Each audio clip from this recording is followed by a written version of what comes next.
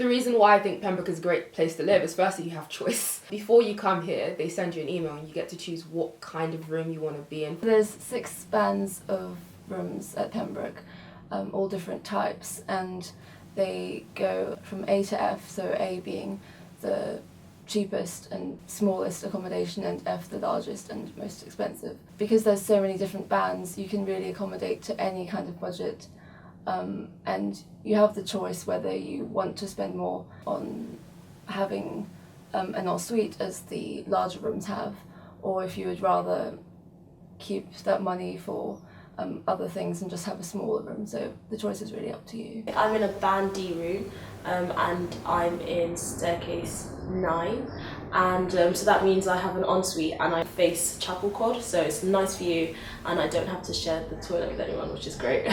I'm in a band A room, but a lot of my friends are in band B. Band B is the most common type of room size that you get, and band B is quite a big size. So you can get 3 years of accommodation here at Pembroke, so that's for most undergraduates the entire length of their study. Even some 4-year students are able to get all 4 years here on site. And it was one of the reasons why I chose Pembroke, is having the 3 years here, because having watched my brother go through university, finding a house to rent can be quite stressful. So for example, I have friends at other colleges who already have to live out in their second year, and so they've had to, since Michaelmas term of first year, be organising that. So it's really one worry less. I have a lot of people taking up this offer of 3 years of accommodation, and so you get everyone sort of living together for that long period of time, and it really does mean that you're never too far away from people in your own year group, in your own subject group, and I think it just really makes it for a strong community spirit. So it's not like you're tied down to the 3 years, but it's really nice having that security of 3 years if you want it. So Pembroke is very central, which is like the best thing, because it means you can walk everywhere.